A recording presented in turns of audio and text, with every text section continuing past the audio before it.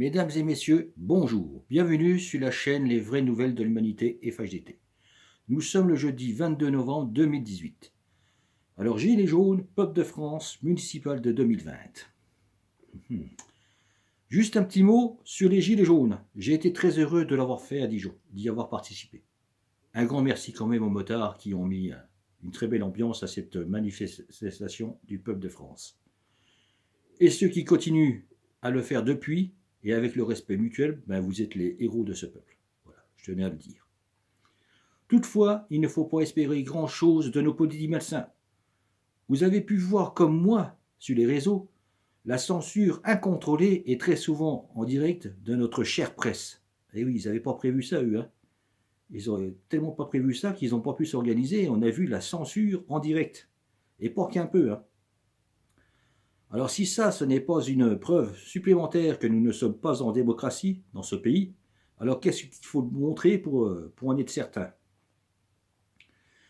D'ailleurs, vous savez sûrement que pour les Guyanais, c'est pareil, ils se sont rendus compte qu'on n'était pas en démocratie, avec leur histoire de la montagne d'or. Malgré les deux déclarations que l'État a signées, en l'occurrence la Déclaration des droits des peuples autochtones en 2007, et l'engagement contre le changement climatique et de la préservation de la biodiversité qui a été mis sur le journal officiel le 9 août 2016, l'État a quand même décidé, avec l'aide de deux multinationales étrangères, l'une russe et l'une canadienne, de détruire 1500 hectares de forêt et de montagnes, pour un peu d'or, et contre l'avis défavorable d'une majorité de Guyanais. Alors, les traités qu'ils ont signés, ils s'assoient dessus, la démocratie, ils s'assoient dessus, et la vie des gens, ils s'assoient dessus. Voilà, on a tout compris ça. On a entendu ça, on a tout compris.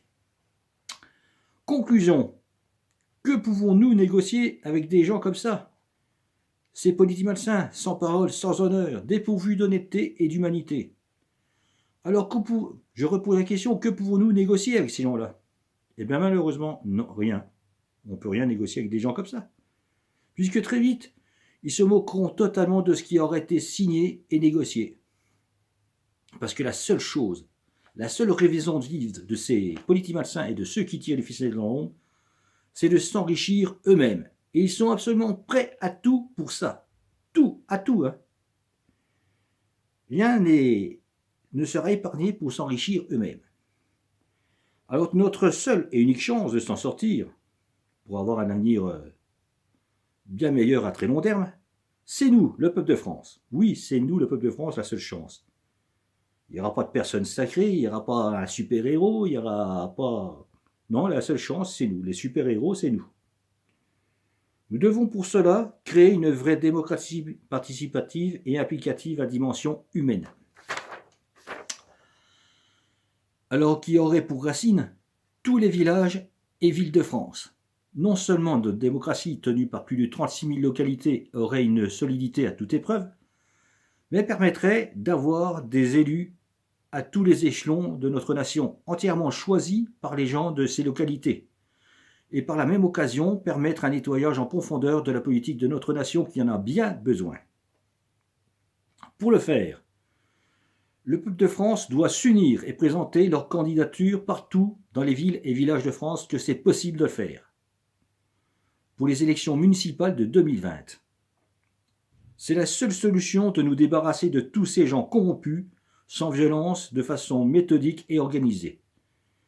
Personnellement, avec d'autres personnes, nous avons travaillé pour une démocratie participative et applicative en France, nommée FHDT UHDN de France. Alors UHDN de France veut dire Union humaine et démocratique du peuple de France, que je compte vous détailler dans les prochaines semaines. Alors pourquoi une démocratie doit-elle être participative et applicative? Une démocratie, on peut la comparer à un jardin. Si vous avez un jardin, mais que vous ne vous en occupez pas, eh bien en réalité vous n'avez plus du jardin, c'est une friche que vous avez en fait. Une démocratie c'est pareil. Pour exister, il faut un maximum de personnes pour s'en occuper.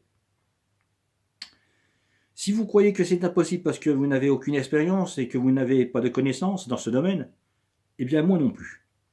Je sais même que nous ferons beaucoup d'erreurs. et que ça nous fera sûrement reculer de temps en temps. Mais je sais aussi que nous apprendrons beaucoup de nos erreurs et ça va nous faire beaucoup avancer de ce côté-là. Je sais aussi que si nous faisons rien, notre avenir sera sombre. Pour nos enfants et petits-enfants, il sera très sombre. Et pour ceux qui viendront après nous, c'est-à-dire ceux qui sont encore pas nés, leur avenir sera sans espoir pour eux. Et là, nous n'avons pas le droit de commettre cette erreur. Ça serait une faute de notre génération. C'est pour toutes ces raisons que je vais faire l'expérience en étant candidat dans ma commune de Nuit-Saint-Georges sous les couleurs de l'UHDN de France pour les municipales de 2020. Voilà. Mesdames et messieurs, je vous remercie de m'avoir écouté et surtout, à très bientôt. Au revoir.